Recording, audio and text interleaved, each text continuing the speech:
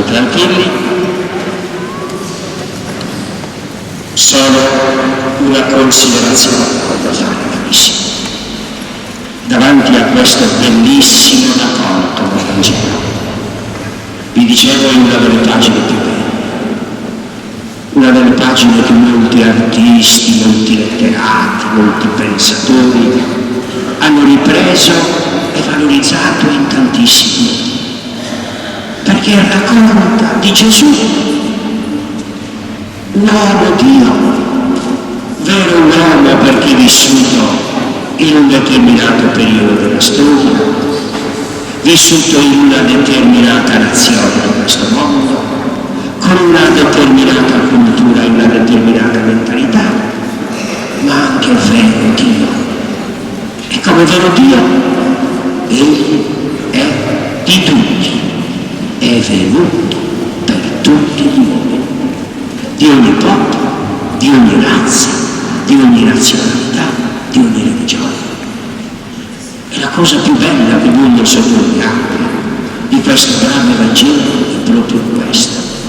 Gesù è venuto per dialogare con l'uomo, con ogni uomo, con ogni persona, con ogni bambino, con ogni ragazzo, con ogni giovane, con ogni adulto, con ogni persona anziana, di ogni popolo e di ogni razza.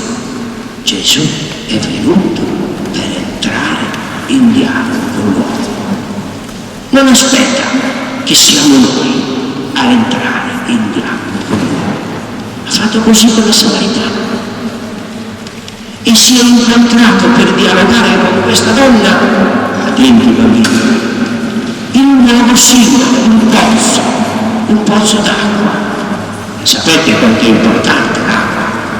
È importante per tutti, ma nell'Oriente, dove ci sono molti deserti, l'importanza e la necessità dell'acqua si sente ancora di più, perché nel deserto non c'è acqua.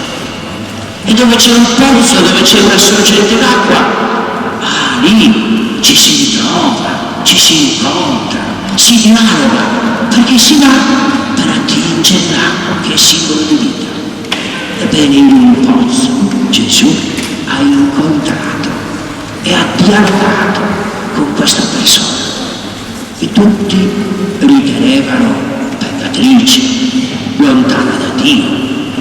Gesù dimostra di conoscere questa persona, anche se non l'aveva incontrata, anche se non l'aveva conosciuta prima, ma dimostra di sapere tutto di lei, perché era Dio, era figlio di Dio.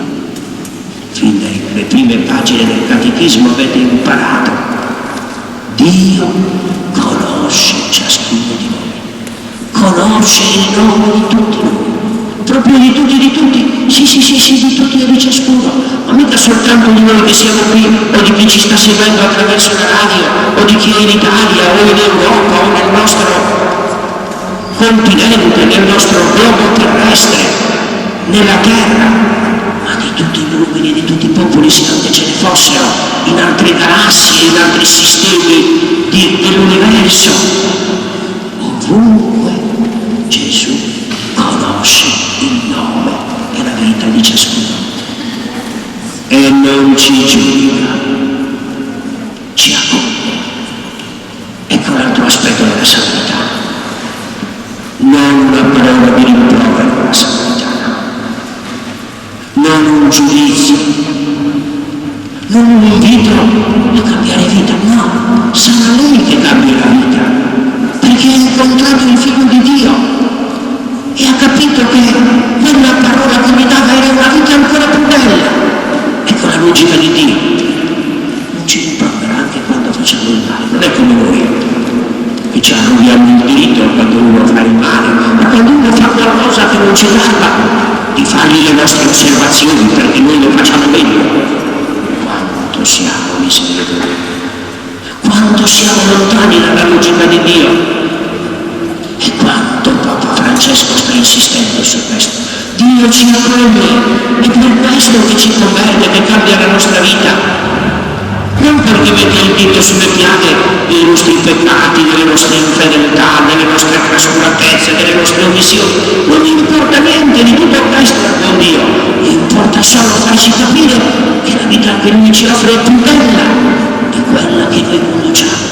Ecco la logica di Dio. Ecco che cosa Gesù dice alla Samaritana. Ecco perché la Samaritana, quando si sente conosciuta e accolta da Gesù, non giudicata, proprio allora, proprio in quel momento, sente il bisogno di andare in Lui a dire: ho incontrato il Messia, il Figlio di Dio, deve essere Lui di sicuro, perché conosce tutto di me. Ecco la bellezza di questo brano del Vangelo. Raccomando a tutti di leggerlo, anche durante la settimana. Riprendetevi, portatevi pure a casa il foglietto della messa che desidera alla fine. Oppure se avete un Vangelino a casa, apritelo al capitolo 4 di San Giovanni e leggetelo tutto. Anche se conoscete il fatto oramai, la nostra tentazione è quella di dire: lo conosciamo già, basta. No, no. Tutte le volte che lo rileggiamo questo episodio, Gesù ci farà sentire una parola nuova, un insegnamento nuovo, ci farà notare un particolare che prima non avevamo notato, ci farà sentire la sua voce e la sua volontà. Ecco la bellezza e la grandezza di questo brano della Samaritana.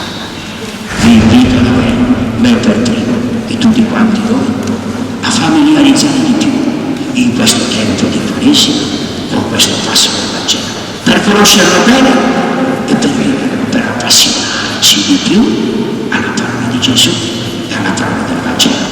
È lì la nostra vera gioia, è lì l'acqua che zampilla per la vita eterna, che ci fa vivere bene questa vita terrena e ci assicura la vita della sua. Così sia lodato Gesù Cristo. Tutti insieme la professione della nostra fede. In piedi, sempre in terza pagina, su in alto, doppio subito dopo il Vangelo, ecco anche voi, come mai non avete foglietto, seguilo bene qui. Ecco, io prego tutti insieme adesso in prego. Tutti insieme seguite bene la formula che vi propone la liturgia di oggi, l'antico simbolo degli Apostoli. Tutti.